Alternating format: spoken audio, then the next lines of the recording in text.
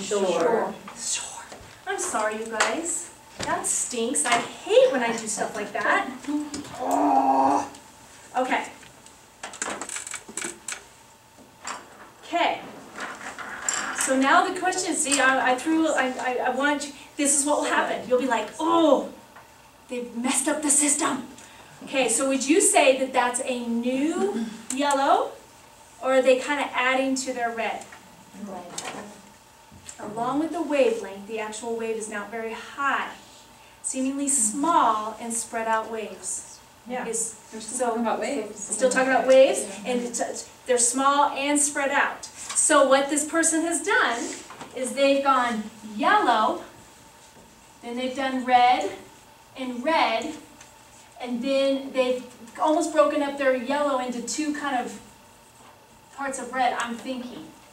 Okay? But this is when you have to stop and go, am I gonna, like I said, sometimes they don't follow the system completely, but then you stop and take a step back and go, are they still making sense? Are they proving themselves? So sometimes I let things go if they don't follow the system, and because I constantly ask myself, are they proving that they're deadly, or that they're very destructive? Okay, so let's, along with the wavelength, the actual wave is not very high when out at sea, only 3 feet, but it gets significantly higher the closer to shore. Because of these two reasons, tsunamis can be hard to detect. Thus, lots of damage can be caused because no one is aware that one is headed towards shore. To me, that's another red. Is all of that proving what they said was going to be in the green? Yes. Yeah, so I'm like, okay, have they repeated themselves? No. To me, it isn't blatant. If I went nitpicking, maybe, but for the most part, I'm thinking they've said some new information. It's relatively organized. They've presented this thing that they seem small and spread out. Okay, they seem small and spread out. They seem short, but they become deadly because they don't know they're coming. Okay, so I just want to show you that there's some wiggle room with this. You just have to keep asking yourself, are they proving themselves? Are they repeating themselves? Take it one sentence at a time, and if you don't feel like they are, then they're doing a pretty decent job. In addition, to me that signals right away what? Yellow. Yellow, okay? In addition, the speed of tsunamis is tremendous. So now we're talking about speed. Before they were talking about small spread out waves, now they're talking about the speed. They can travel 600 miles an hour, as fast as a jet plane. Is that a red pertaining to the yellow? Yes. Okay, I like that. Do you see they've put in that red, what, as fast as a jet? What is that? It's a stylistic thing. It's a what? A simile. It's a simile, that's right. Okay, so reds, that's when you say, so do you see all the creative elements this one has? It has alliteration. It has a who-which statement. It has a simile in it. It has a dash. Okay, it has an advanced transition along with the wavelength. That's an advanced transition. I'm going to teach how to do that here in a minute. So all of a sudden they've done 4 good things better than the first paragraph that is on this. Okay, this can cause tsunamis to hit very suddenly, and once they hit, there is little time to run to safety. Okay, is that a red? Yep. And again, I don't know if you notice, but this is kind of the next step, and I'm going to kind of hopefully hit it if I can before we run out of time. A lot of times, and you might want to jot this down, the last red, especially if you have like 2 or 3 sentences that are reds, like your 3rd or 4th sentence that's a red, actually then recaps what the main point is. See how deadly they are? So it's good for, especially because a reader needs to be reminded, oh yeah, man, I hope I never have to experience a tsunami. Whew. Do you know what I mean? So you kind of keep bringing that overall point home. So sometimes the last red can be a recap of the big point. Can really pertain back to the green, especially when you're doing longer papers, or you're doing a more intense paper, or you're really trying to persuade someone. So that's kind of what this person's doing, is their last red is kind of referring overall to the green. Does that make sense? Mm-hmm. Lastly, once a tsunami hits the shore, it can cause the wave height to increase. What is that? Yellow or red? Yellow. So yellow, lastly, is my signal, and it's once a tsunami hits shore, it can cause the wave height to increase. So the first talk about wave is when it's out to sea. Now they're talking about when the wave hits. Okay, so it's different. Okay, The bottom of the wave hits the beach floor, and suddenly the wave's height is increased and the distance between waves is minimized. Is that red pertaining to the yellow that was just stated? Okay. This means, okay, so this person now is kind of explaining that, because this means that the wave suddenly can be over several hundred feet high. Can you imagine a wave coming at you that's over several hundred feet high? It's like, wow. And with other waves quickly coming behind it. Okay, so again, that's just more red, trying to bring out the point of how destructive these can be. With that much water hitting the shore, other water, called run-up, travels inland, causing even more damage. With this tremendous natural disaster causing, okay, so that would be another red. And then with this tremendous natural disaster causing so much destruction, it is good that only about 6 occur every 100 years. What's good about that concluding statement? It's better than the one before. They don't do any real tricky stuff, but it's said in a different way. It's not just saying, as one can see, tsunamis are bad. You know, it's like, so they kind of put another fact in, which, you know, good thing, these are so bad, good thing they only come around, you know, a couple every 100 years. Whew. So it's just more of a creative way of ending it, instead of saying what I just said. Make sense? Well, I think after reading that, you go back up and read the title again, and you're like, okay, that's a good... Exactly. Yeah. Bookends, it's like, yeah, a little bookends going on. Okay, so now,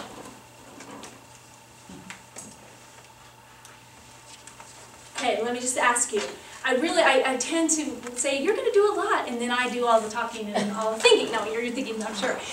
Do you want to practice like one leg? Should I throw a topic out at you? And you practice doing a topic sentence, a transition with the yellow, and then explaining that yellow, like just doing one leg of a paragraph. Would that be helpful, or do you feel like you get it? Let's move on. I have an hour left. Do you want to move on? Okay, so you get this, right? Yeah. I would suggest, though, you guys, okay, so Deacon, I have taught English for 15, 20 years, right? You'd think, whenever I assign an assignment, I tend to do the assignment myself. And I know, because I'm like, I gotta know the glitches, and I gotta see how hard this is, and I wanna so I would highly suggest, when you assign what's your best thing about summer, you try it alongside of them. So that you can see, this is really hard, and you're not like, come on, get it, it's so easy, I just learned this in class, and it's just a breeze, and you actually haven't done all of it, and you're like, oh, this does take some brain power, or oh, I have to be creative, or oh, I'm using the same word over and over again, or whatever. So I do, I mean, not all the time, but I will tend to do the assignment ahead of time, just so that I see, oh, whew, this is hard on them, and I'm going to give a little bit of grace, because this is hard. Okay, all right, so, again, first week, what would I teach? Topic sentence. Topic sentence. Second week, I would review. I would teach paragraph and review topic sentence and have them right, okay. Then we would do one together, kind of like to practice it while we're together. Then I would assign doing it on their own, right? Okay. Then look at it, give that feedback, right? I would have them do it maybe one more time, okay? Give that feedback. Then I'd say, okay, let me teach you advanced transitions. That's in this packet. I'm going to get to it. Whatever. Okay. So then, I would say you could teach this. They could write 4 or 5 paragraphs. Let's say three or 4 paragraphs on things that they're familiar with. Practicing this, adding some creative elements to it, and then you move on to like, okay, let's now do it on a short story we've read, or on an historical event that we're studying, or a science thing that we're trying to get, and then I would then transfer it to like that, and you should know how to do that because that's what these are. So you have your models, okay? So there's ones that are just personal experience, and then there's ones that you take kind of facts and try to do it the same thing, but it's all the same steps, okay? Okay, so now we should be looking at this sheet, and this would be then the next thing that I would try to do is I'm trying to make the paragraph longer, not so much because I just like length, but this is when you're adding depth, okay? So your first sentence is the same thing. Go, topic sentence, whenever possible, start with the www.asia word. Why do I want them to start with the www.asia word? What does it do? It gets them from writing a simple sentence and writing a complex sentence. They don't have to, but it just makes their writing simpler, okay? Okay, there are times when you now give them a harder assignment. Like we are going to talk about A Day When Pigs Would Die. We're going to read it and we're going to write a paragraph on it. And it doesn't make sense to say, first, what's the guy's name? Gregory? No, Gregory Peck's the author. What is the guy's name in the Robert. What is it? I think it's Robert. Robert. Okay. So you would say, first, Robert is immature. Okay. Then, okay, so when you go to write on a more of an advanced topic, you want to have that yellow that's general, Robert is immature, but then you want the specific from the book that proves it. So that's why you would need 2 yellows. Does that make sense? So your first yellow is what I call a lead-in, or introduction to the yellow. But I don't like to use introduction to the yellow because all of a sudden now they're thinking introduction to the paper, and it's not that. So let's just call it a lead-in. Go ahead and just call it a lead-in. A lead-in. You want to have a transition in that sentence that signals that you're beginning your point, and you want to maybe remind your reader what you're proving. So you might say, you know, Robert is pretty immature at this time. Okay, so if that's your topic sentence, and your topic sentence is, at the beginning of the book, Robert is pretty immature. Your lead-in maybe wants to remind the reader. Maybe not. Maybe it's too repetitive if you do that. But you want to somehow lead in to that. I'm going to show you what this is going to look like in a second. Also, you want to give background to part of the story. So you want to say, when he's feeding the pigs, Robert ends up spilling the milk. Do you see how that gives me context? And I've read the book, so now I'm like, okay, I remember that part. I know what he's talking about. Then you give your quote.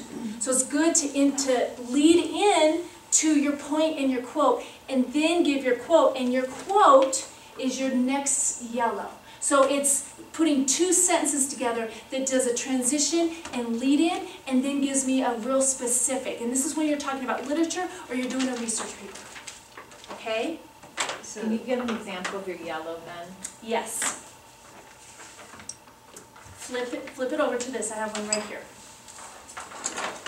Anybody seen the movie Roxanne with Steve Martin? Okay. Big nose, right? Okay, that's all based on the play, French play written in, I think, the 1800s, about the 1700s, called Cyrano de Bergerac. Okay, so I used to teach this in freshman English at Faith. And so that's what this paragraph's on.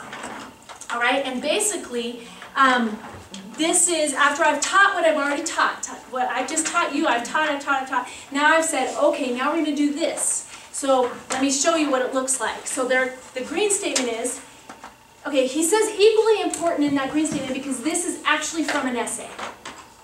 Okay, so this is like his first or second body paragraph in an essay. But it's still going to do exactly what I just taught you. Okay? Cyrano is admirable in all things by demonstrating courage. What's this paragraph going to be about? Courage. Courage. Cyrano was courageous. That's my topic sentence. Don't worry about what's in parentheses because that's when you move to an essay. As mentioned previously, again, that's probably referring back to a paragraph that was mentioned before. So just remember. Cyrano takes on 100 men all by himself. That is a specific from the story, but is it quoted? Do you see how that's a lead-in? I'm just setting you up. As a reader, as a teacher, I'm like, yep, I remember that part. He goes and he fights 100 men. So you want to let the reader know, I'm talking about that part in the story when he fights 100 men, remember? So that's part of the yellow. That's a yellow, but it's the lead-in. Yes, it's the lead-in to the yellow. This is again making it more advanced. So it's a yellow. So I'm basically saying, try to do 2 sentences that are yellow. Does that make sense? Okay. He even tells his friends, quote, remember now, no rescue, let me fight alone. Page 388. That's still fighting the 100 men, but that person has chosen to quote that part. So it's still a yellow, and it's quoting a part of the story. Now, when I taught English, I wanted them to use quotes all the time. If you don't want them to use quotes, then maybe your yellow is just that first part, and that's okay. That he fought 100 men. Okay, and that you could just limit it to that. But I tend to tell kids, because we've read it, we've studied it, we've taken quizzes on it, I want them taking notes and I want them going back to that page number and going, he says, nobody help me. Okay, I choose that point. Let's see why that person chose that point. Okay, now this is his red. It would be very easy to ask 10 men or even one other person to help him fight. Should he, could he have asked someone to help him? 100 men against one? So that's what this person's saying. He said he could have asked someone to help. Okay? But since Cyrano is brave, he goes into combat alone. Not against 1 or 2 men, but against 100. Okay? So that red is adding insight to the quote and kind of explaining the quote. So do you see how that red is the person's thoughts, but he's diving deep. He's basically trying to prove, see how courageous he is? He's going against 100 men. He could have asked for help, but he chose not to. Okay, so I'm trying to get the reader, the person saying, I'm trying to get the reader to see how brave he is. Okay? Now, not only does this show courage, but his reason for fighting was very admirable. This is a new layer in the story. Okay, so their red is, so what this person is showing me is they get the story, they've pulled a specific, I can tell they've listened in class, they know this book like, or this play like the back of their hand, they have the page number, and now they're adding another layer. He not only was brave because he fought 100 men alone, but he did it for the right reasons. This is a yellow. This is still, no, this is more red because he's still talking about how he's brave with the 100 men situation. Still talking about 100 men. So the 100 men is the yellow. Right. And this person's going into layers and layers and layers of why fighting those 100 men was brave. So it's still red. Okay? Question? Yes? Could you have switched the quotes?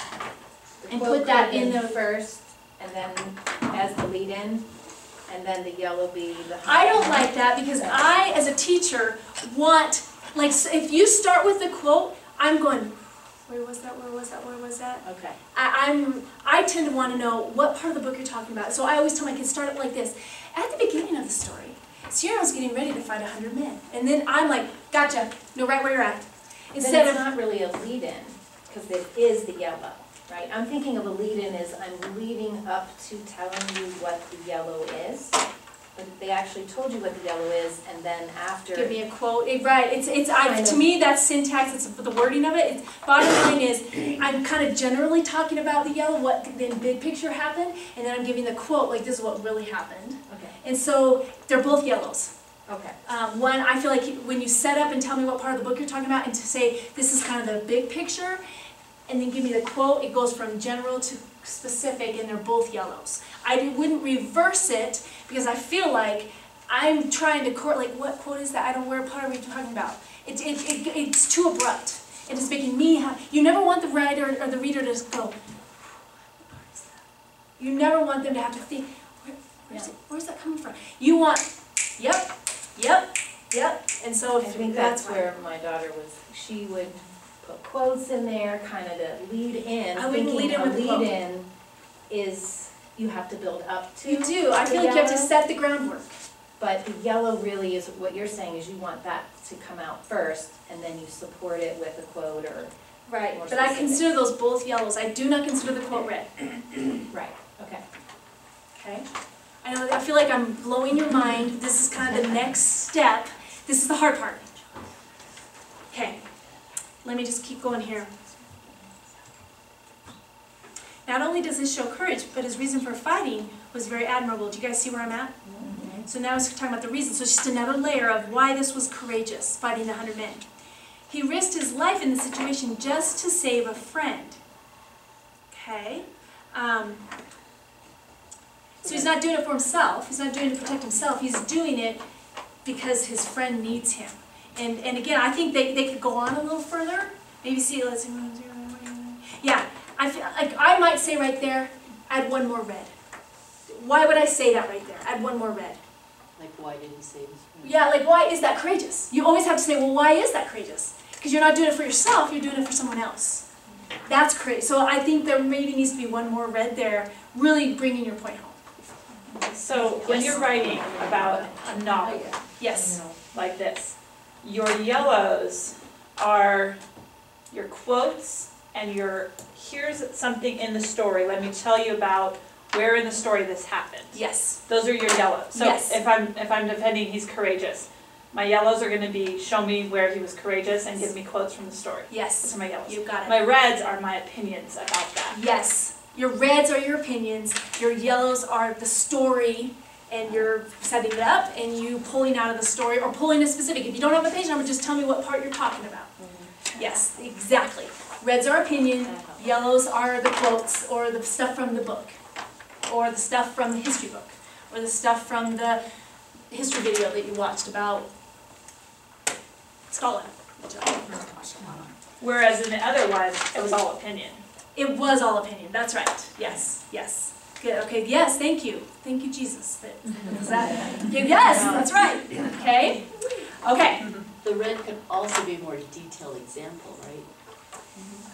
Like where it says he fought for his friend. You're right, it's That's adding a little more detail, but then it also is explaining that's why it's courageous. Yeah. Yeah, so you could pull in some more specifics, or yes, in Okay. that. But I wouldn't necessarily do another quote. No, You're just kind of still talking about what but I'm is saying it's that. not just my opinion. That's right, it's That kind of happened diving in the into what you story, just said. So it's more of a detail in the story. Yeah. Okay. Furthermore, that signals to me, it could be furthermore with the yellow, red I mean, on that yellow, but let's look. Furthermore, when Ciro is at war, he gets angry at his leader De Guiche for his lack of courage. This is a new yellow, because it's a new situation. He also was brave when he's dealing with De Guiche. Okay, so at that point I know, because I know the story, he's no longer talking about the 100 men, because that De Guiche is not part of that. So now I know this is a new yellow. It's just a lead-in though, because I don't know exactly what part he's talking about yet. Do you see that? So it's my lead-in. Do you get it? Okay.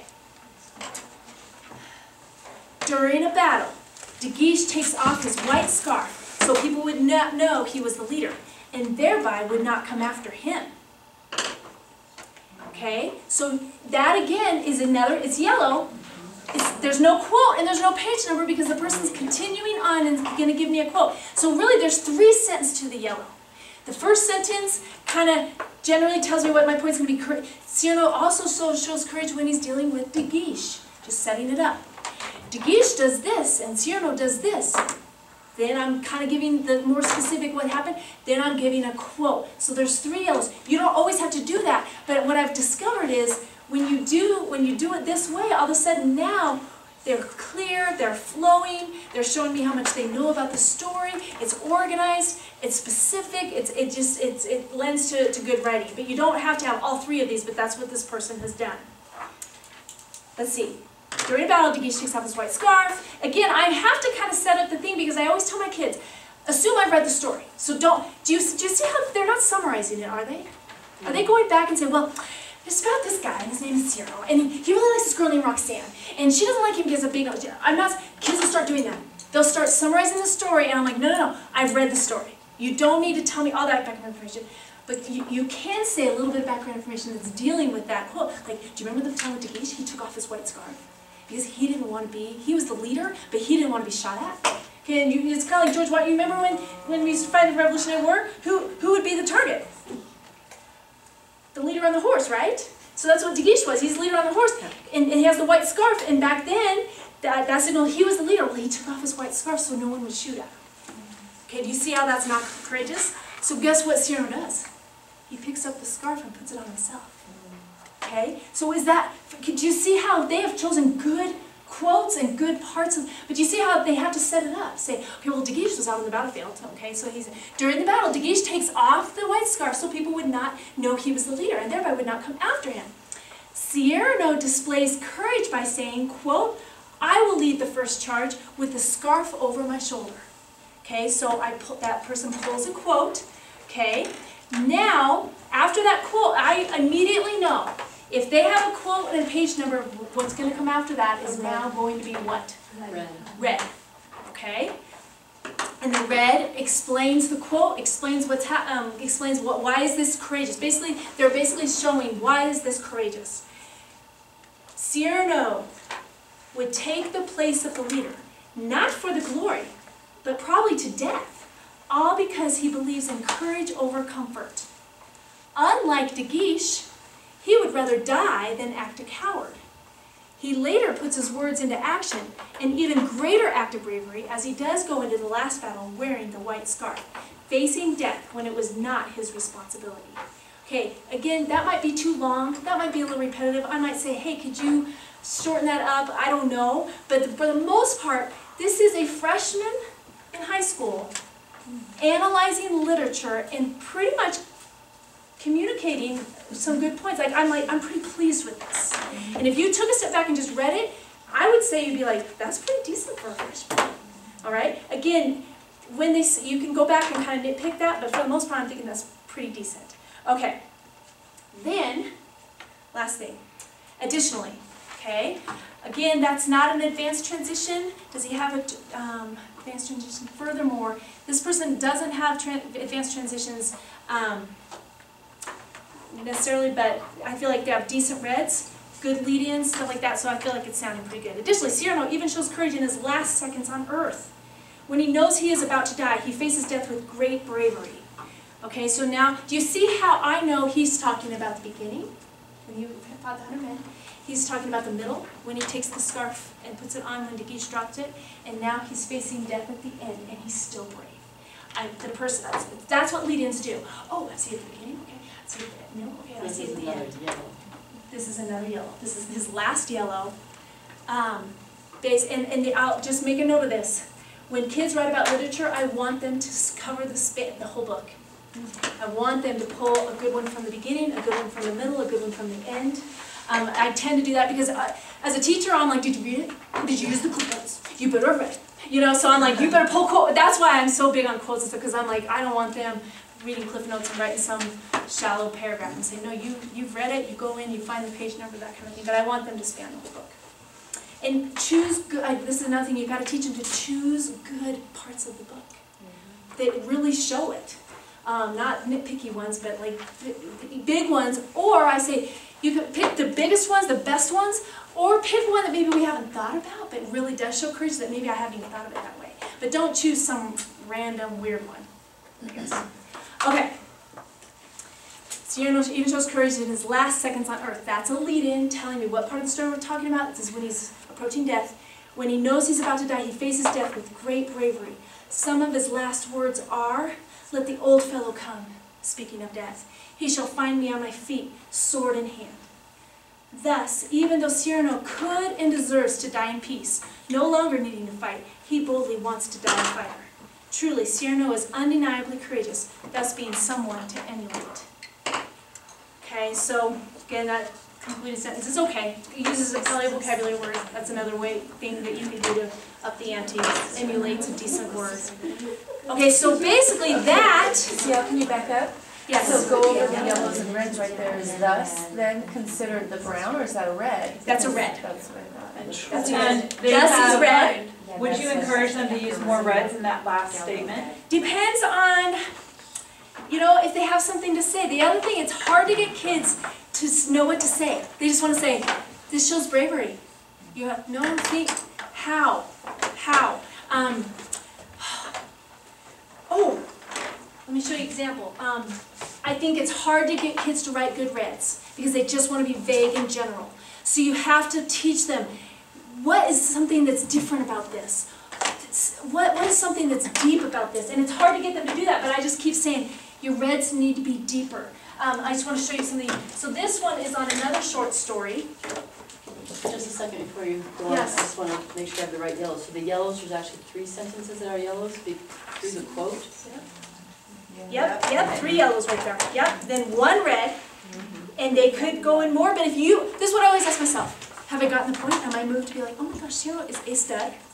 And if I can't say that, then I'm like, I wouldn't add it anymore. I mean, don't beat a dead horse. That's it. Right. I'll just tell you, their first paragraph on this will be shallow as heck and repetitive. And you're like, oh, this isn't working.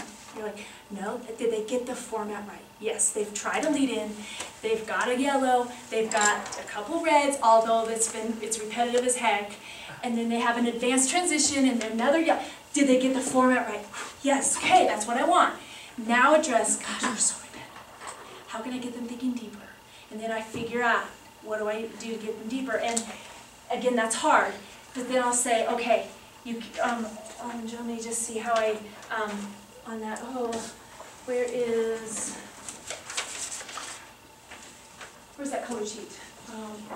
the previous, no, what's on the back of that sheet? Show what's on the back. There we go, this, right here. I've tried to tell you what to do in the reds. Stop and explain the quote or paraphrase, like explain what's going on. De Guiche was really a coward because he took off the scarf when he should have been the one holding it. He's the leader, for heaven's sakes. Then you add insight. Here's a guy that he gains nothing from taking on the white scarf. He's not in a leadership position. He's probably going to lose his life, and yet he takes up that scarf because that's how brave he is. You add that insight. You're basically trying to show me, lead me with my hand. Like sometimes I tell kids, lead me to be like, oh my gosh, he totally is brave. Say something that shows me instead of. And I tell kids, don't make me put the connection together. Don't make me go, oh, I think what they're trying to say is that was brave because De Guiche should have been the one that was, had the white scarf, but Cyrano came and picked it up, and I shouldn't have to be connecting the dots.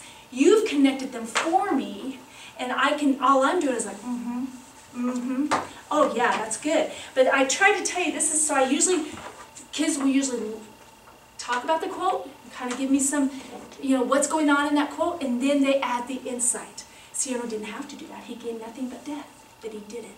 That's why it's courageous. So then they add their insight. But it's hard to get them to do that without being, this is what they want to do. Cyrano was really brave. He was really courageous. That's literally what their two guys would want to be in your life. So it's hard. It's hard. So they're kind of answering the why. Yeah, the why. And you're trying to get me to be like, yes, or think of it differently. And I have a worksheet on different, and again, this is the part that's subjective. Like, how do you get a kid to think deeper? Like, how do you get a kid to think deeper? How do you tell? So I do have a sheet on how to get deeper reds, what things you can say. Do you want that? Yes. Okay. So if you have a kid that's just telling you this was brave, or they say something like that was an incredibly brave thing to do, you should ask them, why was it brave? Sure, great, write that down. Yes, I don't know if that's what I do, but I'll say. And then have them tell you. Yeah, and then say, jot that down. Jot it down. Yeah, that's good. Yep, say why. Why was that brave? Yes. Or why do you think that? Or right, so yeah, asking that question, why. Trying to think if there's other strategies. So you could say reds are your opinions, but reds are your whys. Sure, reds are your opinions and the whys. Perfect, perfect, yes. Oh, I'm sorry. Sure. No, I know. Sorry. This is fun. I'm